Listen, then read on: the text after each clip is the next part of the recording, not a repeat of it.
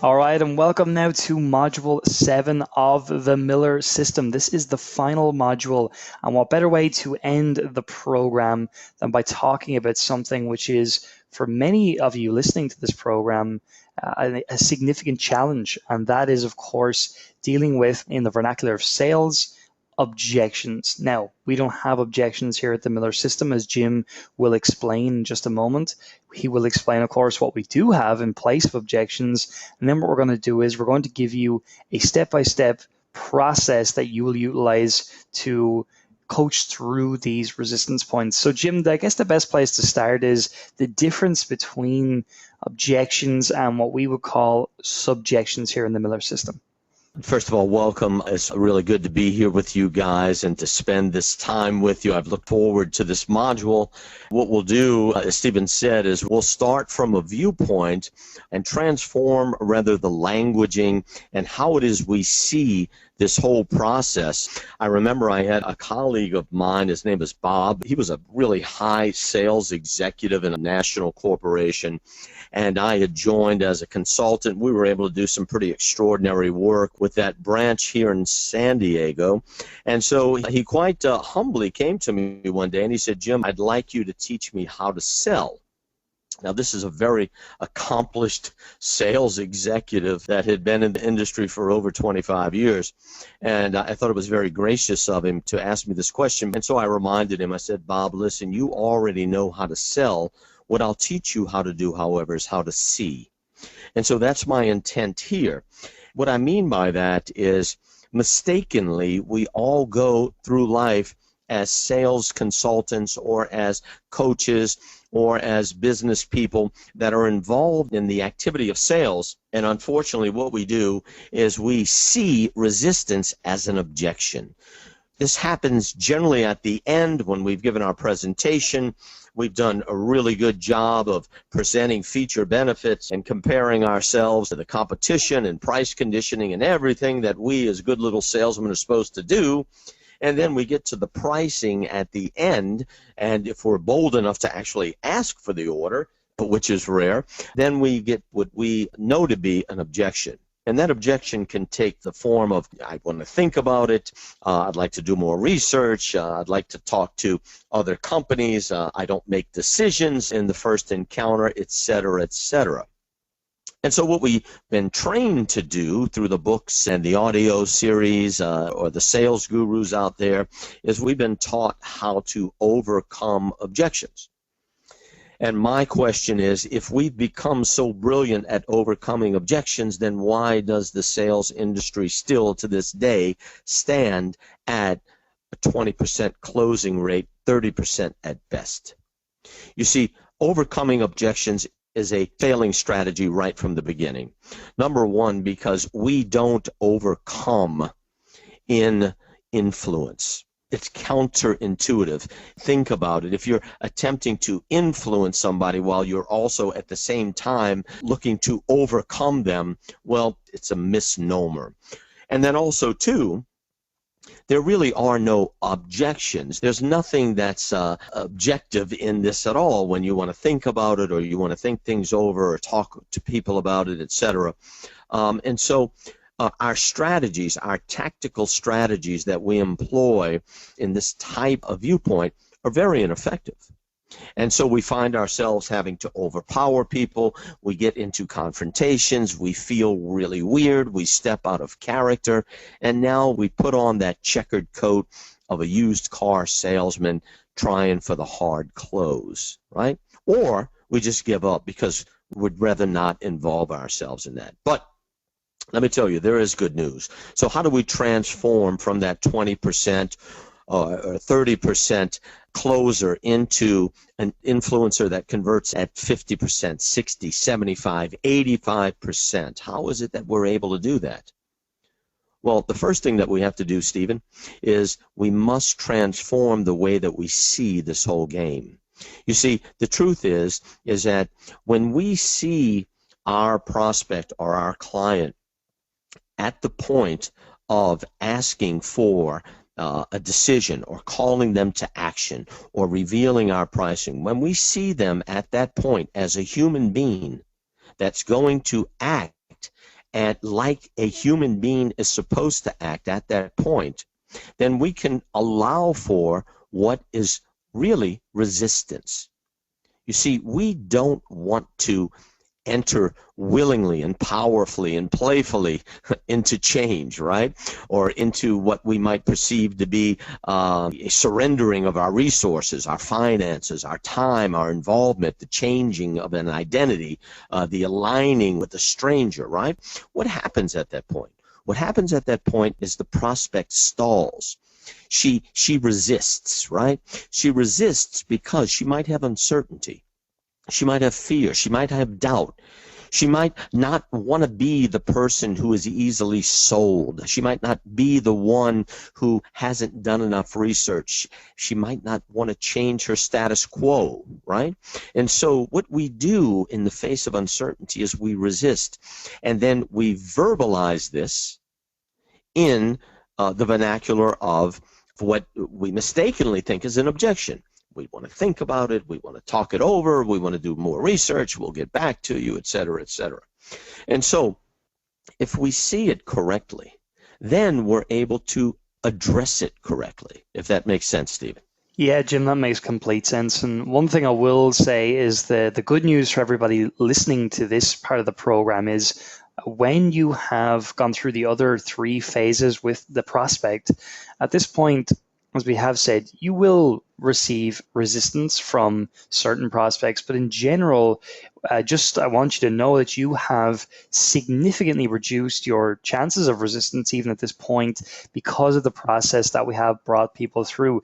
Now, as I say, Jim, we're still going to get resistance from time to time, but it's important to realize that we have taken some very, very proactive steps to reducing the existence of it in the process, right? We reduce intensity. We go from a violent resistance to more of a passive resistance. But even, again, resistance is resistance. So what we do is we've given here a 5-step process, right? Because it's not so much that the focus is on influencing the individual as it is focusing in on executing a strategy that will be influential, right? Or that is influential, right? Yeah. So what we want to do is we want to focus on step number one. Step number one that we have here is alignment. Now, what does alignment mean? So when we're faced with that resistance right away, the first thing that we must keep in mind is that the prospect at that point is looking to separate themselves from you and your request, right? Your request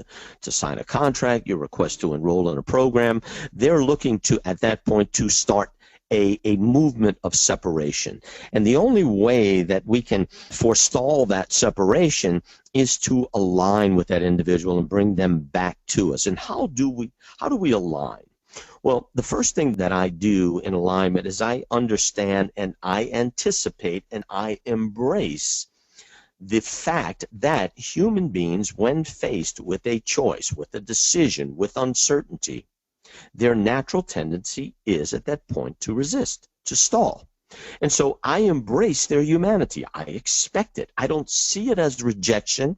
I don't see it as anything that's going to keep me from actually converting them into a client. And so there's no emotional drain on me. There's no uneasy feeling because it already is anticipated. So this is the first phase of alignment is anticipation. Now, the second phase of alignment is verbal agreement, right? Verbal agreement. So what does verbal agreement sound like? Verbal agreement sounds like this. When I have a prospect that tells me, well, Jim, everything sounds good, but, if you'll give me a couple of days to think things over and kind of, mull it over a little bit and I can get back to you, I'd feel more comfortable doing it that way if you're okay with that, Jim. Right? That might sound like a typical or certainly one type of resistant phraseology that you receive from your prospects, right? So what I do, remember, I anticipated it, I embrace it, right, as part of the process, and now what I'm going to do is I'm going to verbally align with them. And what I'll do is I'll simply say immediately and in a way that's very cordial, I'll say, of course you will. Right? That's it. Of course you will. I'd like to, I'm going to think about it. I'm going to get back to you, et cetera, mull it over. Of course you will. I never make decisions the first day, Jim, and so if you can respect that, of course I do. Well, Jim, I'd like to talk this over with my husband because we've made a vow to always talk about these type of things together and be in agreement. Of course you will. You see, it's a verbal alignment with them, letting them know that, number one, that what they said made sense to you and that you buy it, right? That you buy it, that you're not going to confront them at this point, that you're not going to look to overcome, you're not going to give them resistance back. Remember, what we're looking to do at this point, Stephen, is to eliminate resistance, not to add resistance on top of resistance, right? So, which is what we do when we look to overcome objection. We're actually multiplying the element of resistance at that point unknowingly, and as a result, we fail. So I align by saying, of course you do, Stephen. Of course you think things over, right? All right, so we've anticipated, we've aligned verbally, and now what we're going to do is we're going to identify with that person. We're going to identify with them by letting them know that we too are like them. We too are like them in this situation. When my prospects tell me, look, Jim, everything sounds great. Just give me a day or two to think it over, and I'll get back to you. Of course you will, Stephen. And then I go into a verbal conversation. And so I say something like this. I say, Stephen, I too, in the face of these types of choices, I too feel a need to think things over, to make certain that what I'm about to do makes sense for me. It makes sense for me in my life. It makes sense to me financially. I'm sure you're the same way, right? And by the way, at this point, what I'm going to start to do is to start getting an agreement sequence, a sequencing of yeses, right? So I'll let them know that I'm just like them. I, too, in situations where there might be a significant financial investment, I want to make certain I'm doing the right thing, and I'm sure you feel the same way at this point, Stephen. Stephen says yes. And also, too, I want to make certain that if I do go forward, that what I'm doing is the right thing, that I'm not making a mistake, that I have a high level of certainty, because I certainly don't want to do anything that could come back on me, or that I could say, dang, I wish I would not have made that decision. I'm sure you feel the same way, right, Stephen? Yes, I do. And Stephen, too, also there are times, and tell me if you're the same way, where also I realize in life that maybe some of the biggest mistakes I might have made that cost me the most is when I actually said no to an opportunity that I should have said yes. Because I can remember a couple of times, maybe you remember as well, situations where opportunities were presented, and for some reason, hesitation, doubt, uncertainty, whatever it might be, I chose not to go forward and regretted it later. And all I'm saying is that there are times when we really have to make certain that what we're doing is the best thing for our life and for our interests financially, business-wise, etc. You feel the same way, yes? Yes. Okay, so what I've done is I let them know, hey, I'm on your side. Hey, I get it. As a matter of fact, I get it so much, I'm going to tell you what it is that you're thinking. And also, too, I'm going to get you to agree that you agree with me by verbalizing your agreement. And then also, too, I'm going to let you know that there may be times, actually, when we think about things so much that we let the opportunity go by and we regret it later. And so I'm introducing the fact that this may be one of those times, right? So what my focus is not to get him to say yes at this point to the proposal. What I'm simply focusing on is eliminating the degree of resistance that was in the conversation at the point where I asked for a decision. Because you cannot close into resistance. There is no converting in resistance. It must be eliminated, right? And we don't eliminate resistance by resisting it, by trying to overcome it. We eliminate resistance through the process of alignment, where the people feel that you get it, you get them, you're okay with what they had to say, and you too are exactly like they are. But then at the end, we start introducing the caveat. We start introducing a little bit of doubt into that. Now that the resistance is gone, we're going to now start coming in somewhat of the back door, and we're now going to introduce the opportunity to make a positive choice for themselves in this moment with us. Yeah, and this is a very powerful moment in the conversion call, as you mentioned there, Jim, because, for me, certainly when I learned how to remove this resistance on the call, it adds a new energy back into the call at this point, because the person you're speaking to has these limiting beliefs, as we've discussed within this program, and now they begin to feel that there is actually an opportunity to transform, to truly break away from that was holding them back in their life, and to move powerfully into something now that's good for them, that will bring them closer to the fantasy state that we talked about earlier on. And so one thing I just wanted to pick up on here, Jim, is that in this alignment phase, just to be aware that we do not begin rewarding prospects, right, with language like good, great. We want to continue not rewarding at this point. Is that correct? Yes, coaches do not reward, they acknowledge, right? We don't reward. There's a whole study called the self-determination theory, where scientists, psychologists have actually determined that the rewarding of children, the rewarding of employees, the rewarding of clients for results is actually detrimental. If you're going to reward, instead reward the processes by which they achieve the results, the study habits they had, the practices that they were diligent in, the amount of studying that they did to achieve the good grade. Not reward the good grade, but instead reward the studying that led to the good grade. So we as coaches do not reward. We acknowledge that they might have reached a certain point, but we certainly do not reward them. So we've aligned with the prospect now, and we're ready now to move into the next step of this, which is the identification of the resistance point, Jim. So what we do now is we start weaving back into the conversation, taking the client or the prospect back with us, so that now they're willing to stay in the conversation and to go back with you to a point in the conversation, back into the fantasy state, where you can now remind them.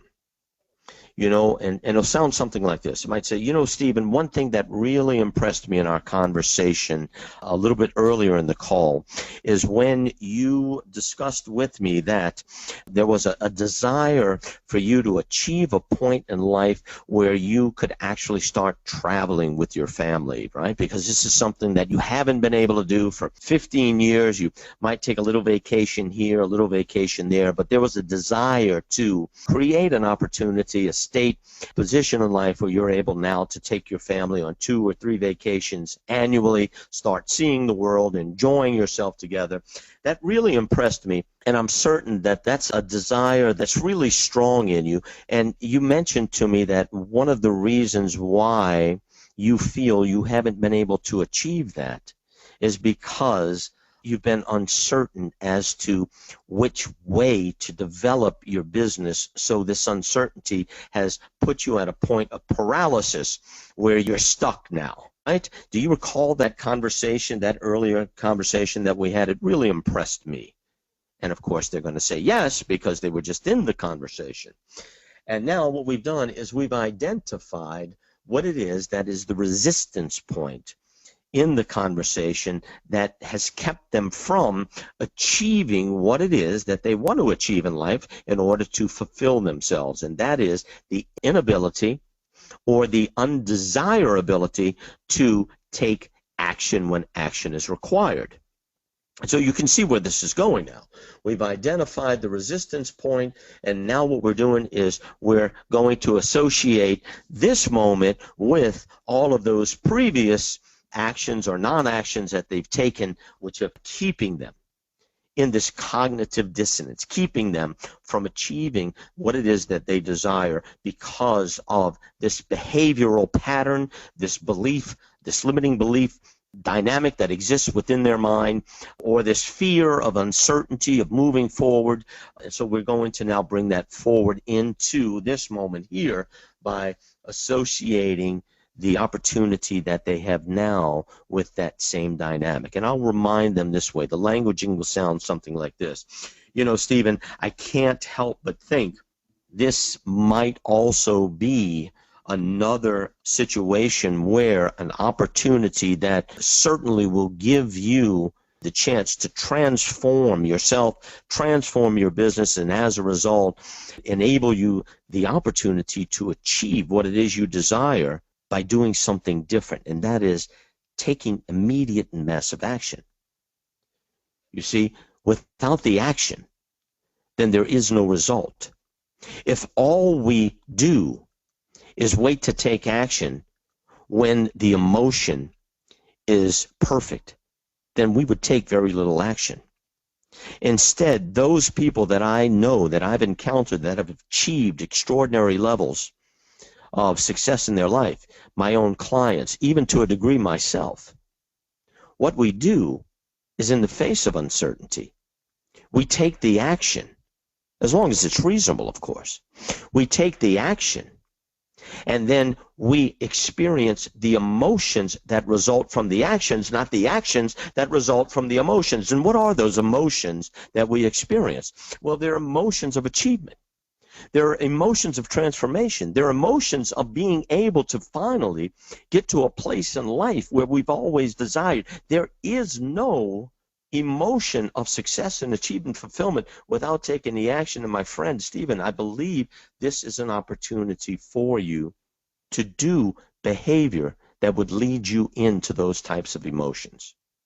Yeah, this is a big moment. There's no question about that whenever we are doing this, because again, the likelihood is that the quote unquote salesperson out there, they will not do this. They will not actually coach the person at all. And remember, we're not teaching anything here. This is the mistake again a lot of people make at this point. They're going to jump into a teaching situation, Jim. Yeah, they will, because first of all, they won't know what to say. And so what we do is we say what we know. They won't know to say this. They won't know to, number one, align with a client. They won't know to look to eliminate resistance before we move forward into associating and building that verbal alignment with the client. They won't know to go back to the client's conversation and actually get that client, get her to see that the reason she's not achieving what it is and experiencing what it is that she desires is because of exactly what she's doing right here. And that is, at the moment of opportunity, where action is required, where bravado, where courage is required, that they're simply giving an excuse. They're resisting. They're stalling, they're delaying, right? They're delaying. Why? Because they don't feel comfortable, because the rule that we as humans have is that once I feel good, then I'll take action. Unless I feel good, I won't take action. And I'm going to tell you right now, my friend, those people that I know that are extraordinary successful achievers, those people that are extraordinary human beings, it's not the emotion that determines their action. It's the actions that determine their emotions and their place, their position, their achievements, their accumulations, their identity in life, right? I mean, tell me one famous person that you know because of their emotions. And I can tell you a thousand people that have become famous, that have become legendary because of the actions they've taken. I think as well here, Jim, just to mention again, when we're doing what you're saying, when we're saying this kind of stuff, it's very, very powerful. And by the way, those of you listening, you can take this wholesale and you can utilize this when you're speaking to your prospects. But again, we're still getting agreement from the prospect at this point, yes? Yes, we're still getting agreement, right? Because now what we're going to look to do is we're going to look to come in and reframe the offer, right? Never go back in with the same offer. We're looking to reframe the offer so that now we're asking them to make a different choice. So the offer being reframed is an offer that, for example, might include an additional price reduction. It might include an additional product added on top of the initial offer.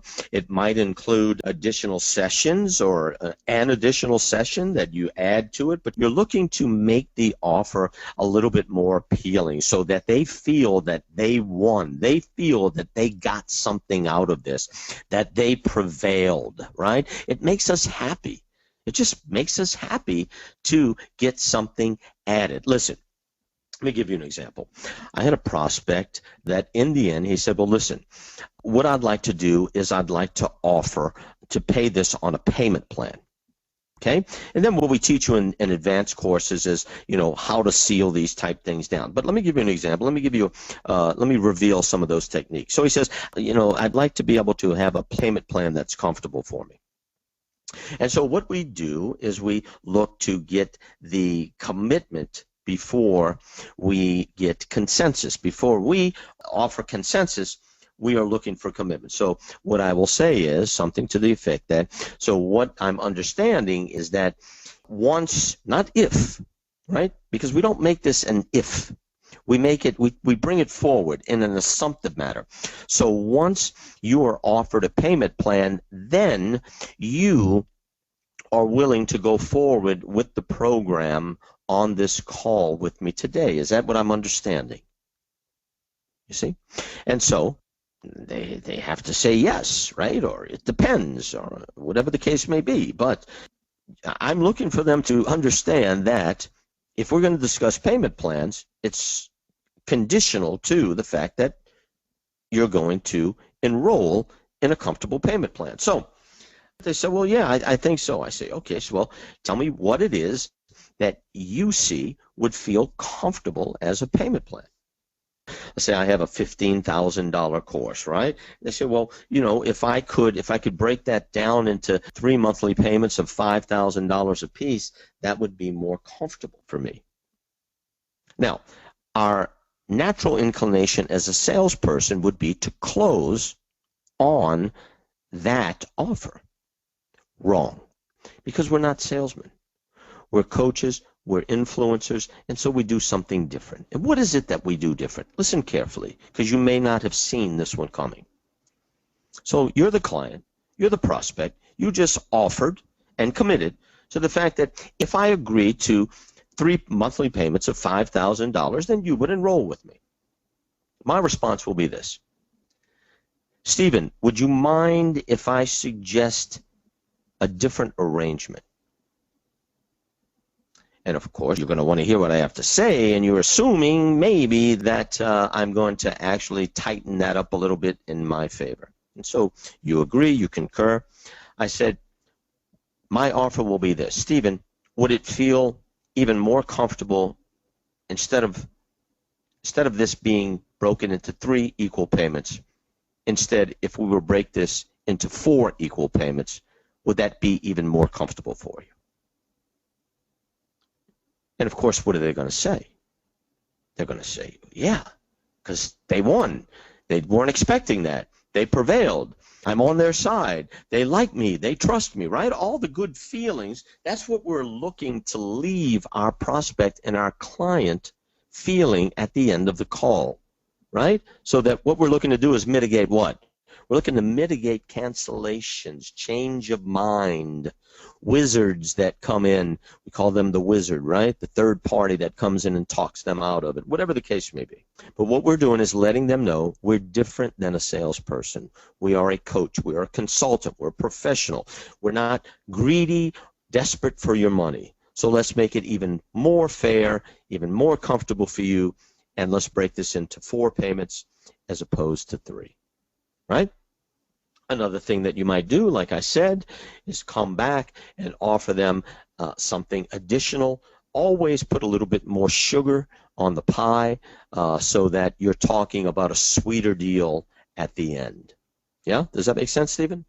Absolutely. And I think the question that would be in a lot of people's minds is in the previous phase, when we had the definition of program and we had the payment reveal, there will be prospects who are happy to go forward at that point. So we won't actually run this resistance part of the program. But I guess the question a lot of people will have is, well, then before I go into this resistance part of the program, I have the opportunity to have already thought out my payment plans and that kind of thing. Is that right, Jim? Yes, exactly. What I do is I don't offer gracious payment plans from the beginning so that I leave myself the opportunity to offer a more gracious offer, to stack the offer a little bit more, to extend the payments a little bit more, whatever the case may be, right? Because again, resistance must be met, first of all, with an understanding and an embracing, mitigate the resistance, align with the client, and then come back and work with them to get a sweeter deal, if you will, so that they feel as if they prevailed, but more importantly, that you allowed them and even facilitated their prevailing. Yeah, and there's an interesting part of the process here in that we're at this point in the program, and of course, to get on the call with us, we will be looking to have filtered out the prospects as we know them. We have the filtering process as one of the bonuses in this program, as you know. And then within that, if let's just say money is a significant resistance point for this prospect, even though they are a qualified prospect, right? We do know they have availability to money or they have the money, right? But for whatever reason, this resistance is just so massive for this prospect. Is there a potential that we would, inverted commas, downsell at this point? Or is it just that the person was not qualified and our filter was ineffective? Like, where are we at this point with that kind of situation? Well, remember, Stephen, we're coaches, right? And we stay in that role all the way through, even at this point of the purchase. Because again, even though we may need the money and want the fees and want enrollment in our programs, certainly it's very important to stay in character, to stay in role, and to be somewhat aloof of the whole financial transaction, as somewhat of a necessary evil. So if we're getting strong resistance at the end, if they're still saying at the end, well, look, Jim, I just, it's just a whole lot of money, and I don't think that I can go forward with this on this call. Right? And so again, I'm going to line them, say, well, listen, I'm certainly in agreement with you. If in fact you have a belief that this is a lot of money for you in this moment, because what I'm hearing is not that the program is a lot of money. You're not challenging the value of the program, but what you're saying is, in this moment, your belief system will not allow you to invest in what you perceive to be a program of value for whatever reason. It might be that there are other priorities. It may be that there is a perceived scarcity. It may be that there's an unwillingness because of an uncertainty. Whatever it is, it exists. And it not only exists here, but it's probably existed in the past, and it will certainly continue to exist in the future. Now, what I'm going to ask you to do with me, Stephen, is to share with me which one of those dynamics is specifically keeping you from going forward with me in the program today. Specificity and alacrity. I have the right to ask that. Why? Because I'm not a salesman, you see. I'm a coach. I'm a consultant. And I'm going to hold you accountable to specificity. I'm going to hold you accountable to share with me, to enunciate what it is that is the behavior that keeps you from going forward. Is it a fear? Is it a mistrust? Share with me what it is that's keeping you from going forward in a program that certainly will provide you the opportunity to achieve whatever it is that brought you to this phone call. Now, at this point, they're either going to get very specific with you, or they're going to tell you, basically, listen, I don't want to talk about it, and hang up. Whatever the case is, you let them go. You let them go. They never were prospects. They were always suspects. They just got through the filter. Yeah. I'm not saying that as sour grapes. It's just you're not going to do business with that person that day. It just wasn't Exactly. in the cards. And also to remember that a person like that, who is, of course, a great person, I'm sure, the reality is that if that person does, for whatever reason, choose to move forward, they're just going to cause problems within your business because they're just not a person who is going to make life easy for you. But again, we don't want to be negative here. This is very, very rare what we're talking about. This isn't something that's going to happen on every single call. Far from it. As a matter of fact, whenever you have your filter in place, that will be showing you how to construct that. I mean, with some very simple questions, you're going to see very, very clearly who is qualified, who's not qualified. I mean, I literally just ran a filter last night in a recent promotion we're doing, and I can identify very, very clearly who are the prospects, who are the suspects. Let me give you an example of one of those people who is an absolute suspect. One of the questions within the filter is, of course, what's the net profit that you desire to have within your business on a month-to-month basis? And this person actually described a reality in which they were bringing in $1 million per month. Now, that's significant, right? When somebody says something like that. But then the next question is, how much investable capital do you have available to make that goal a reality for you now? And the person has a number of options, and the lowest option is less than $5,000. This person has selected less than $5,000. So I know before I get anywhere near a call with this individual that this is not somebody we would speak to. And it's not because they're wrong, they're anything like that. It is because they have unrealistic beliefs about where they're looking to go, and clearly they have a minimum amount of capital to invest. Therefore, we just wouldn't do the call with that person. We'll give them something of value. So as Jim would say, we were going to kiss them off at that point. But it's not somebody we would move forward with because we can see very quickly that they are a suspect, and that's just the way it is. So like I say, you're going to see this long before you get on the call, but this is just in the very, very rare case that for whatever reason, the person didn't fill out the form accurately, truthfully, whatever the case may be. So that's just something to remember. So Jim, to finish this module and this program on a positive note, let's just run very quickly back through each of the pieces within this resistance phase. Let's take an example now of a common subjection that you would hear, and let's just really quickly run back through each of the phases, and then we can finish off the program with the register phase. Okay, very good. Once I do the price reveal and I offer them a couple of options, choices, and for the most part, now I'm seeking from them which choice it is that they prefer to go forward with. And instead of choosing, what I get instead is, well, Jim, what I'd like to do is talk this over with my wife and get back with you. So, first of all, I anticipated that. I embrace it. They're human. They're going to have reluctance, resistance. They're going to stall at that moment.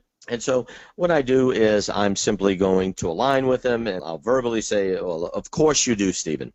As a matter of fact, these types of decisions that involve any type of significant financial investment really requires a lot of deliberation. So I'm sure you agree, yes? So for you to want to take time, to want to maybe get an input from your wife, certainly makes a lot of sense. As a matter of fact, virtually every one of my married clients that enrolled with me also intimated the same thing to me on the call prior to us enrolling together. So, I'm really understanding of where you are. I think you would agree that a program like this, even though you see the value, hopefully yes, you would agree that the investment that's required at this point in your life is probably something significant and would really maybe even possibly affect your lifestyle at this point. Would you agree? Yes, you would? Okay, fine. You know, one thing that, in regards to that, one thing that really impressed me, Stephen, when we spoke a little earlier about what it is was the most important thing that you desire to achieve, and that was to be stress-free from financial challenges, financial demands, so that you can, stop this 12-hour work day that you're doing and to be independent and feel free financially. I think that was one of what you consider to be a state that would be an absolute ideal state for you to achieve. Are you still of that same mind? Yes, you are? Okay. And what really probably impressed both of us, and you enunciated it quite brilliantly when you said that the biggest challenge that you have to achieving that and have had probably all of your life was there was a great uncertainty as to how to get to that point, right? Do you remember that? Yes, you do? And as a result, that lack of vision, that lack of a clear course has caused you to really stall and to really not be able to make any type of massive movement one way or the other because fear that the uncertainty could possibly lead to failure. Yes? Do you remember enunciating this? Yes. Well, it was quite impressive because, it's at those moments, and those moments are really similar to what we're talking about now. Those moments where we have this uncertainty, where we feel this, this hesitation, this fear, is really what keeps us, even in the face of what reasonably sounds like it probably is the direction we should go and maybe even desire to go, but the emotions keep us because of what has taken place in the past. The emotion is now imposing itself now upon our present, and it's really determining our future. So I would suggest that we're probably at that point again here, because there's an extraordinary, as you iterated to me, there's an extraordinary desire to achieve, and that opportunity exists here. I assure you of that. I won't try to sell you on that idea, but I can just tell you from the success that my clients have had, from the success that I have had, and also adopting this way of thinking, that to take action is what's going to lead to a different set of emotions in life. Emotions of freedom, emotions of joy, emotions of abundance that you're seeking. And all of that comes from taking massive action. Appropriate, reasonable massive action, calculated massive action. I'm suggesting that we're in that place right now again. But yet, notice that you're reluctant again to take action. Where do you think, share with me, where do you think this is going to lead? Because we both know that, once again, you're basically probably faced with the same situation. You're feeling the same feelings, thinking the same thoughts, and you are defaulting to the same lack of action that you expressed to me that has kept you from achieving your success. What I'm suggesting to you is that this is an opportunity to do that which is different, to move into transformation.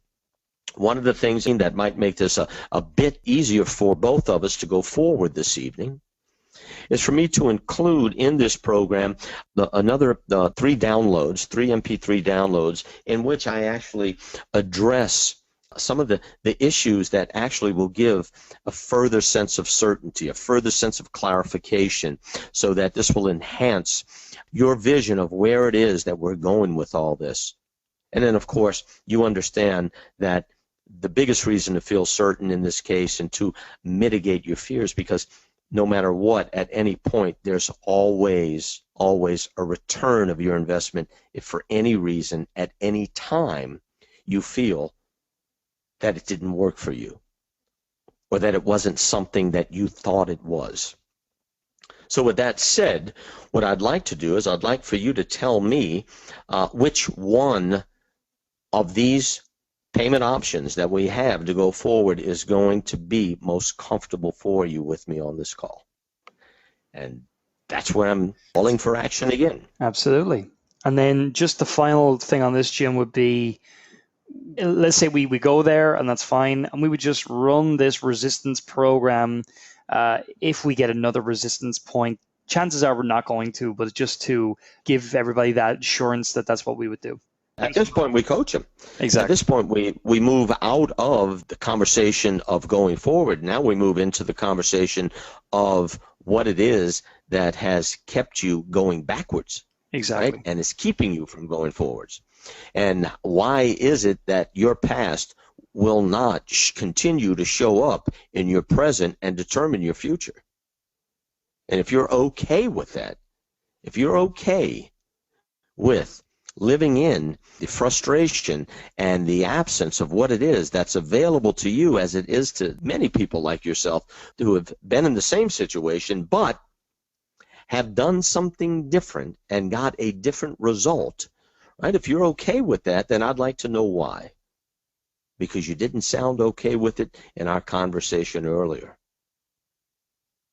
It's really incumbent on to me at this point, Stephen, to coach this person through their fears, through their resistance, and hold them accountable. And I can. Why? Because I'm not a salesman. I'm a coach. Yeah. I'm a consultant. Exactly. That's the resistance program. That's how we run it. That's how we do it. It's as simple as that. So the best thing to do with this module is to watch it and listen back through it multiple times. Listen to what Jim is saying. You can check out the transcription, of course, as well of the module, which is going to have everything that we've discussed here. So you can actually read along when Jim is speaking, and you can really get a sense of what it is we're saying. You don't necessarily have to script this. We don't recommend that necessarily, but what I would recommend is that you just take notes, you have a general conversation that you will utilize yourself and localize it to your personality and who you are, but follow the same pieces, the same points that Jim has pointed out in this module, and you will coach your clients through resistance, your prospects through resistance, very, very simply indeed. And this is extremely, extremely powerful. Again, we've gone a couple of times to the nth degree here with a particularly I'm not going to say difficult, but a client that has a lot of resistance within them. But generally speaking, as I've mentioned, you're really only going to get one resistance point as long as you've qualified that prospect, which you will have done with the filtering process. So really, Jim, we're at the end of the program. This has been the Miller system. There are 7 modules here, of course. Make sure you go through each and every one of them more than once. Follow the transcriptions, do the exercises, because there's plenty of them that are attached to each of the modules, and make sure you implement this as well. And I don't know if there's anything else you'd like to say as we complete the program, Jim, but if there is, say it now. Again, I'm also very grateful for the opportunity to spend this time with you guys. And keep in mind that this is a system that is very complex. We've given you an overview of what it is. We spend a lot of time in some of our advanced programs that many of you are welcome to join in with us. But with this system here, as it's been presented to you, you certainly will have a transformation in what it is you're doing. Stop selling. Stop selling. Right? And start influencing, start coaching, start converting. Really make a commitment to become great at what it is that you do, right? Look for greatness, decide upon greatness, and really suffer for it, right? Study it, listen to the audios many times, and it will pay off. It will pay off for sure. That's great, Jim. Well, I appreciate you being in this program and look forward to those of you who do move forward in the future with us and go into more advanced programs where you'll go even deeper in this methodology and go even deeper relationship with ourselves. So we look forward to that and really hope you've enjoyed the program and just get so much benefit from it. It's something that's changed my life, certainly changed Jim's life as well over his career, and I look forward to it changing your life in a positive way too. And we'll see you guys in the future. So thank you.